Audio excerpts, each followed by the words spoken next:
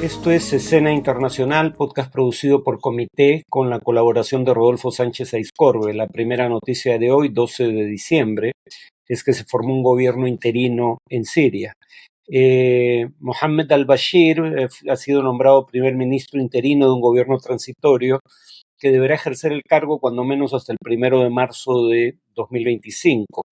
El anuncio fue hecho por Abu Muhammad al-Julani, el líder de Hayat Tahrir al-Sham, o Comité para la Liberación del Levante, y Mohammad Ghazi al-Jalali, el primer ministro de la dictadura de Bashar al-Assad, para mantener una semblanza de continuidad institucional, pese al abrupto cambio de régimen. Al-Bashir era quien, para efectos prácticos, gobernaba la provincia de Idlib, bajo control de Hayat Tahrir al-Sham hasta hace 10 días. Ahora controlan buena parte del país, incluida la capital. Fue la región que más creció económicamente durante parte de la guerra civil, o sea, durante el periodo de cese al fuego, del 2020 hasta la ofensiva reciente, y no hubo persecución de minorías religiosas, eso también es algo que se reconoce, se les permitió mantener sus propiedades y ejercer sus creencias, lo cual es importante teniendo en cuenta que este grupo viene de Al-Qaeda, ¿no? Que sí hostilizaba a minorías religiosas, pero sí está acusado Hayat Tahrir al-Sham durante su gobierno en Idlib por Naciones Unidas de haber apelado a la tortura y a ejecuciones extrajudiciales contra rivales políticos.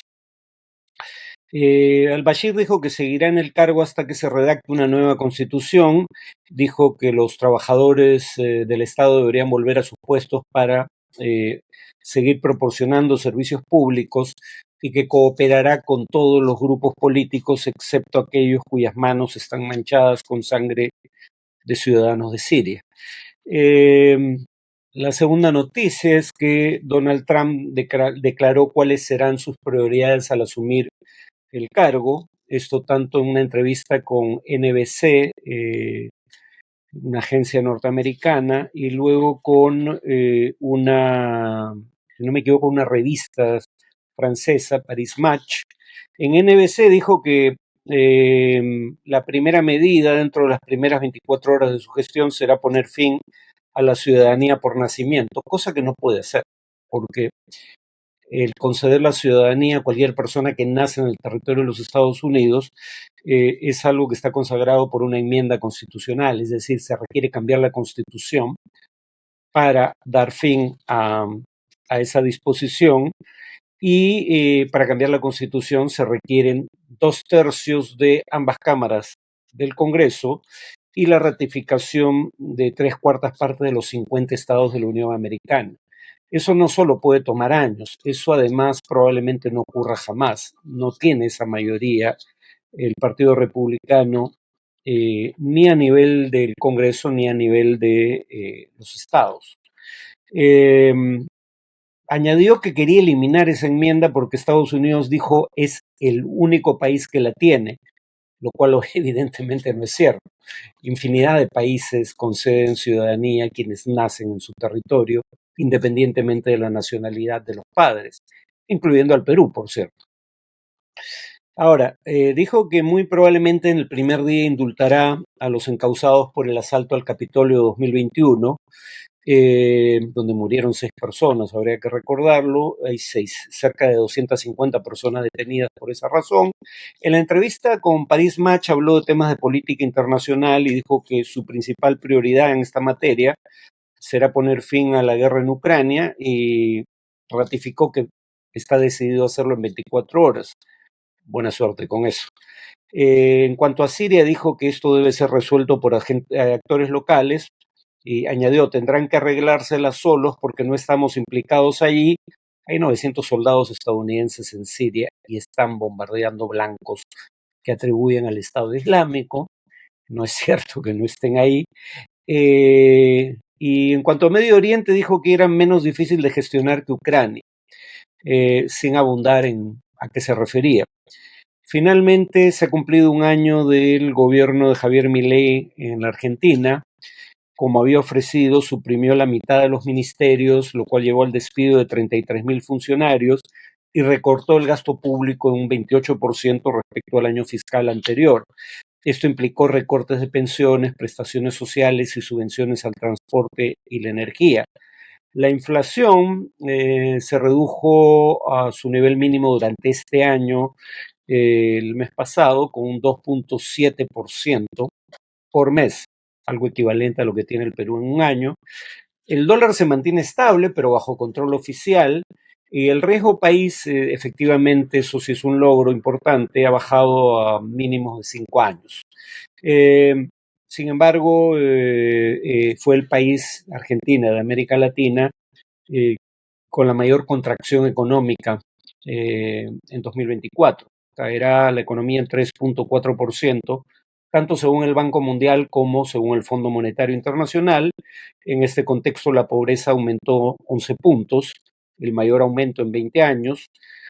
Pero tanto el Banco Mundial como el Fondo Monetario pronostican que el crecimiento del año próximo será de 5%, probablemente el mayor de la región. Pero claro, acá hay un elemento de rebote estadístico después de una caída significativa como la de este año. La aprobación de Milei sigue siendo relativamente alta, de hecho comparable con la votación que obtuvo en las elecciones de segunda vuelta. 53% aprueban su gestión, según Opina Argentina, y 56% según la agencia Poliarquía. Cuanto al tema de análisis, voy a hablar de la política exterior del gobierno de Boluarte en los 2 años que lleva de gestión. Habría que decir que fue canciller durante la mayor parte de lo que va de este gobierno. González Olaechea dio una entrevista al diario El Comercio el domingo último y me voy a referir a temas que él toca ahí, ¿no? Primero, él dice que tuvo que librar una lucha contra una campaña que no se atenía a la realidad, que acusaba al gobierno de Boluarte de ser producto de un golpe de Estado, cosa que no era cierta, y estoy de acuerdo con él en eso. Y más bien gobiernos como el de México no solo se inventaron un golpe de Estado de Dina Boluarte, sino que ignoraron por completo el intento de golpe de Estado perpetrado por Pedro Castillo. Sin embargo, no hace alusión, como no hacen alusión habitualmente los críticos conservadores de este gobierno, a las 49 muertes extrajudiciales que se produjeron durante los 2 primeros meses de la gestión de Boluarte y por las cuales no hay investigaciones dignas de ese nombre. Eh, Además, González Olechea se vanaglorió de, digámoslo, sus expresiones en la OEA sobre lo que ocurrió en Venezuela, el fraude electoral el 28 de julio pasado. Pero habría que recordar que en realidad sus apreciaciones no fueron particularmente acertadas, en mi opinión. Además, fue el inicio para efectos prácticos de lo que ahora ya es un hecho reconocido públicamente por él mismo. Quiere ser presidente de la República. Parte de su gestión como ministro parece haberse dedicado a, digamos, bruñir sus credenciales como político conservador de cara a una audiencia interna, más que a cumplir con los requisitos de la política exterior peruana, basado en su experiencia histórica. Por ejemplo, la BBC en su momento hizo notar que en esa reunión de la OEA, el 30 de julio, Perú se convierte, esto es cita textual del título del reporte de la BBC, Perú se convierte en el primer país en considerar a Edmundo González como presidente electo de Venezuela, como si eso fuera a hacer alguna diferencia, que lo hiciera Perú por sí solo. Recordemos que ya hubo un gobierno interino en Venezuela, reconocido no por un único país como en este caso, al menos en ese momento, sino por más de 54 países, tanto de América Latina o Norteamérica como de Europa. Juan Guaidó, que fue presidente interino a partir de 2019, y sabemos cómo terminó sin pena ni gloria involucrado en escándalos de corrupción ese gobierno. Incluso en ese caso, cuando había 54 países que reconocían a Guaidó como presidente de Venezuela, Luis Lacalle Pou, un demócrata ejemplar de derecha, presidente saliente del Uruguay, dijo: nosotros reconocemos a Juan Guaidó como presidente de la Asamblea Nacional, que es el organismo legítimo del país, pero reconocerlo como presidente cuando está ejerciendo de facto Maduro es un paso que no podemos dar. Y de hecho, en el caso peruano, cuando hubo que negociar las acreencias de exportadores peruanos que habían vendido sus bienes a compradores venezolanos, eso hubo que arreglarlo con Maduro, no con Guaidó, porque el comercio internacional de Venezuela lo administra el gobierno de Maduro. Cuando hubo el impasse con ciudadanos venezolanos atrapados entre puestos fronterizos de Perú y Chile, con quien hubo que negociar para que envíe un avión que los recoja y los lleve de vuelta a Venezuela, fue con el gobierno de Maduro. Entonces, más allá de su legitimidad, el tema es que es él quien gobierna. Y si quieres negociar con el gobierno venezolano, tienes que negociar con el gobierno que ejerce esas funciones, el de Maduro, no con un gobierno que no está en control de la situación. Por lo demás, aunque repito, Gonzalo Solechea se vanagloria de esa intervención en la OEA, el presidente del Consejo Permanente de la OEA en su momento lo instó a no gritar, no dar golpes en la mesa y no amenazar a nadie, ¿no? O sea, no fue tan bien recibido como él querría implicar su discurso en la OEA sobre lo que efectivamente fue un fraude electoral en Venezuela. Está también el tema de la APSI, la Agencia Peruana de Cooperación Internacional, que ha vuelto a la palestra.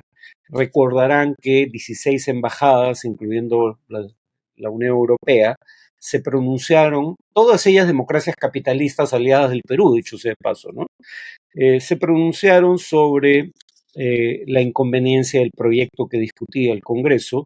González Olaechea los mandó a callar básicamente en una intervención en la Embajada de Canadá donde dijo, recordarán, la diplomacia es el arte de hablar y a veces de callar.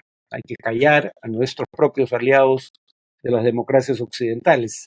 Si ellos no son dignos de consideración, no queda claro que gobiernan el mundo. Bueno, habría que recordar la alfombra roja tendida al paso de los gobernantes de Vietnam y China, la República Popular China, durante la cumbre de APEC, ¿no?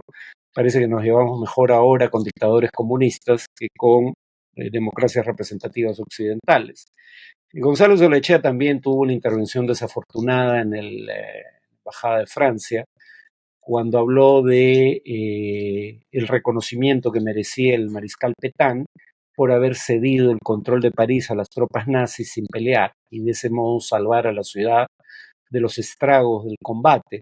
Eh, el problema es que no importa si uno considera que eso en particular fue algo digno de encomio o no, Pétain se convirtió en un títere de los nazis en esa republiqueta conocida como el régimen de Vichy, que encabezó y colaboró con el Holocausto.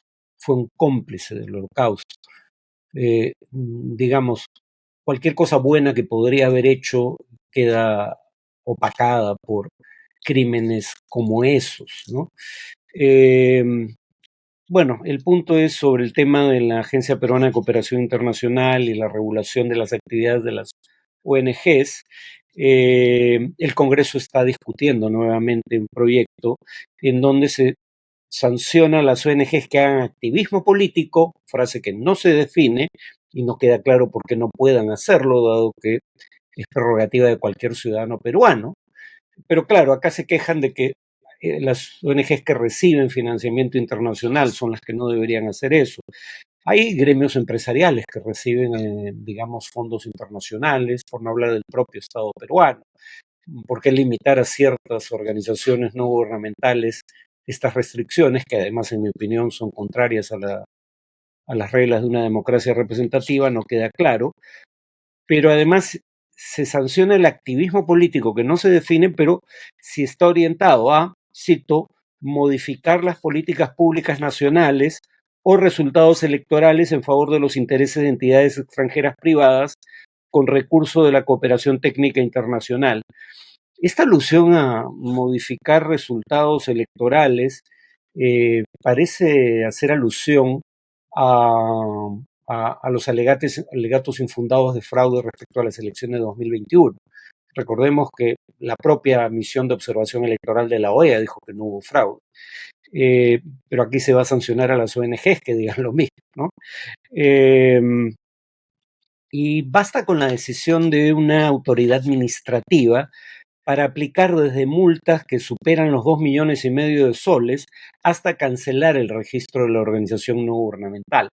Esto, para decirlo con toda claridad, es el tipo de medidas que toman dictaduras como la de Rusia, la de Nicaragua o la de la República Popular China. Eso no es el tipo de medidas que toma una democracia y nos va a poner nuevamente en la línea de mira de democracias occidentales.